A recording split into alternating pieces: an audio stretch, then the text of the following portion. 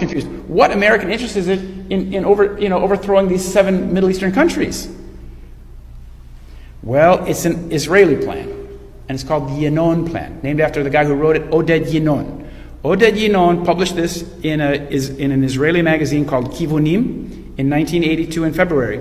And Kivunim is the journal for Judaism and Zionism. It's published in Jerusalem by the World Zionist Organization. That's the very top of the Zionist enterprise. Like I said, that's the state of Israel. Zionism is the ideology upon which Israel is based.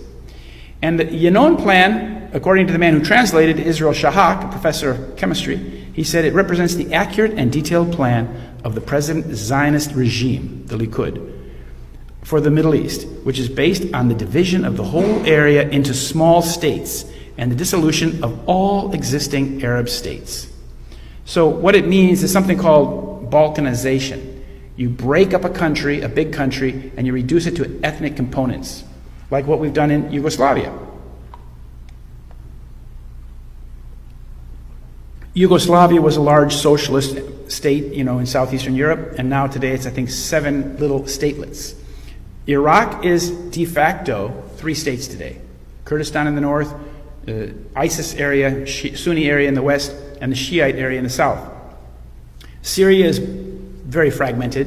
Whether it stays that way or not, we'll see. Tripoli, Libya has been fractured into 2 or 3 pieces. Sudan is now de facto or de jure 2 countries, South Sudan and Sudan. Somalia is chaos. Yemen is chaos. The whole Middle East is chaotic.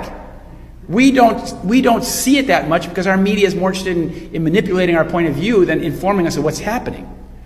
But a day doesn't go by that some terrible atrocity doesn't happen in one of those countries. So this is the Yinon Plan. And thanks to Israel Shahak, a personal friend of mine, in 1982 he translated this document into English so that we would understand what the Zionist policy or plan was for the region. So after 9/11, the Israeli connection, of course, became more pronounced. And here you have at the White House, you have at the Pentagon, you have something called the Defense Policy Board. And the Defense Policy Board is a bunch of civilians, basically at that time neocons, Jewish neocons, who made policy for the Pentagon. And the head guy was Deputy Defense Minister Secretary Wolfowitz at the head of the table here. And across the table, smiling with the mustache, that's Rabbi Dov Zakheim.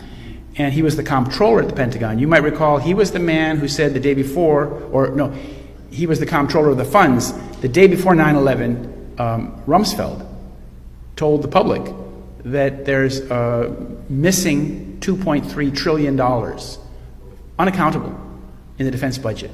That was on September 10th, 2001. He announced that. And sitting next to the Israeli man there, the Israeli man is the guy with the red beret. He's the Shaul Mofaz, an Iranian Jewish guy. And he was chief of staff. He's Israeli chief of staff. And here he is sharing notes, explaining to his Zionist colleagues at the Defense Department what they should do. And the man with something in his eye, that's Douglas Feith. Douglas Feith, his father was in the Irgun. He's an American, but his dad was in the Irgun. And because his father was an Israeli, he is also then an Israeli as well. And we see that this idea of supporting Israel's agenda, it was made very clear when Hillary Clinton wrote this email that was released about a year ago. Secretary of State Clinton wrote that in this memo, the best way to help Israel is to use force in Syria to overthrow the government. So that's why under Obama was spending $1 billion per year to run this covert operation. We, the Americans, have been funding all of those radical Islamist groups that have been causing chaos over there in Syria. They've been using pure terrorism, killing young men, pushing people off buildings, crucifying people, everything in the book to make it look really, really awful, to make Islam look really, really bad. This email from Hillary Clinton proves that Obama and Hillary were trying to overthrow the Syrian government because it was in Israel's interest, not ours. And you see, this devastation in Syria, we have to take ownership of this. We, as Americans, our government, fostered this. And it's caused a great deal of, half the country has been displaced. 11 million people out of a country of 25 million, and 4 million are living outside the country. A lot of my neighbors are from Syria. So 22 years after it was born in Jerusalem, the Israeli war on terror became operational after 9/11. So the purpose of 9/11 was to start this Israeli war agenda, this Zionist war agenda. And they used their agent here, Osama bin Laden, to impress upon us that he was the bad guy. So I'm going to talk about the Israeli connections to 9/11. And these are some points to show you that the Israeli connection to 9/11 and the Israeli connection to the war on terror, that both of these things come from the same place and for the same reason. First one is ideation, that putting the idea out there of a 9/11 attack is possible. In 1978, Arnon Milchan, a senior Israeli intelligence agent, made his first movie called The Medusa Touch, in which a Boeing 747 goes into the Pan Am building in New York City. This is the cover of the book, and that's Arnon Milchan. So he made this. He's a very senior agent. He's involved in nuclear smuggling from the United States to Israel. And here he is talking to Ezra Weizman in the same year he made the movie in England.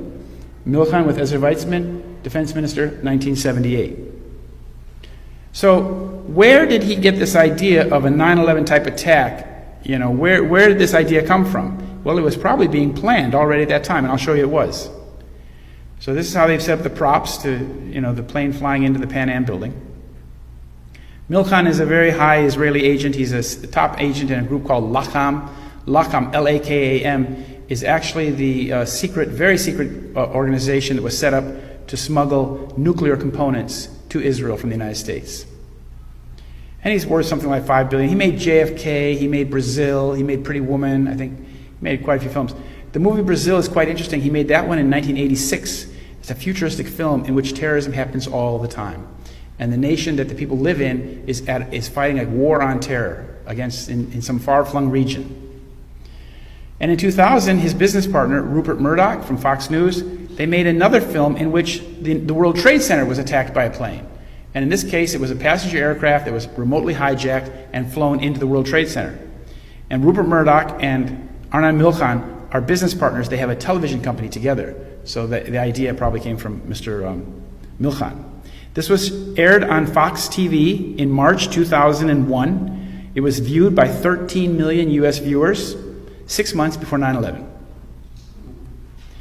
Now, the father of Israeli intelligence, the man who was the founding chief of the Mossad for the first 15 years, this is this man, Isser Harel. And Isser Harel predicted in 1979 that Arabs would attack the tallest buildings in New York 22 years before it happened. He predicted it to this tall man here. His name is Michael Evans. He's a Zionist preacher from Texas. And you can see Mr. Evans is quite close to the Likud. He's good friends with Menachem Begin, the prime minister at the time. This is the prediction. In 1979, Mr. Evans was having dinner at Harel's house. So you see, he's very highly connected. Not everybody has dinner at the Mossad chief's house. And he said, "Do you think terrorism will come to America? And if so, where and why?" And Isser Harel said, "I fear it will come to you in America. America has the power but not the will to fight terrorism. The terrorists have the will but not the power to fight America. But all that could change with time. Arab oil money buys more than tents." As to the where, Harel continued, "New York City is the symbol of freedom and capitalism. It's likely they will strike the Empire State Building, your tallest building, and a symbol of your power."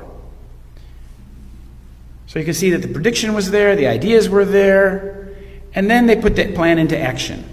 Then two of Isser Harel's top lieutenants from the Mossad, these older guys, they went to New York to get the security contract for the World Trade Center. And they got it in 1987.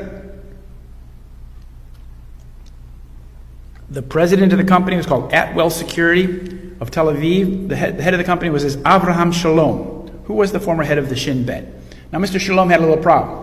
In 1984, there had been a bus hijacking in Israel. Palestinians hijacked a bus on the coast. The Israeli forces went in there and got the people released, the passengers, and they caught two of the hijackers. And the agents in the field said, "Okay, we got these two Palestinian guys. What do we do with them?" He said, "Smash their heads with rocks." And that's what they did.